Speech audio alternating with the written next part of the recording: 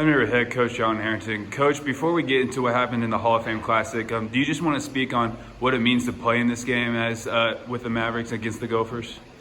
Yeah, it was weird. It was a special occasion for us. I mean, our girls were really excited about it.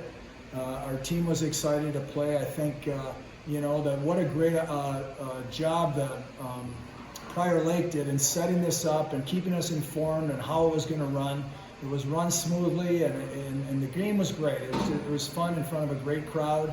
And our girls, we talked about it just after the game too. What an honor was it for us to be a member or to be a part of the Hall of Fame game. So it was a fun event, and certainly the game didn't work out the way we wanted to, but it was a great experience for all of us. You mentioned the game didn't go the way you wanted to. You dropping 4-0 to Minnesota. It just really seemed like that second period that got out of hand. What was the difference between that second period versus the first and the third? Well, I don't. I think it's just a couple of mistakes. It's a concentration of doing the little things, and being attentive out on the ice. And I think there's a stretch there. I think for maybe 7 minutes or so where they kind of had the ice tilted in their favor and got those 3 goals. And we had some chances.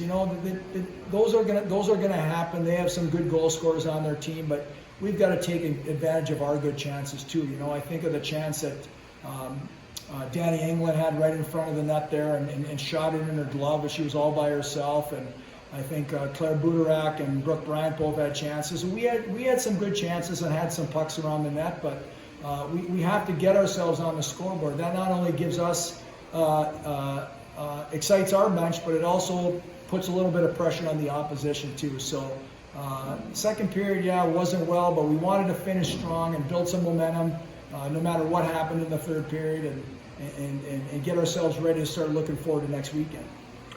You held Minnesota over 2 on the power play. Not many penalties called, but what does that mean for your penalty kill team to hold the Gophers to 0-2?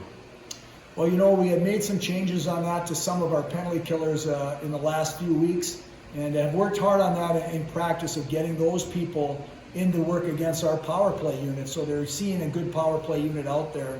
They did a great job for us last weekend and against Vermont, where we held them to no power play goals in 6 attempts. And I think they really, have kind of decided to take a pride in that. Like, we're going to do this every time. And we were blocking shots out there. We were getting in passing lanes. And I was proud of our penalty killers against some very good offensive players from Minnesota.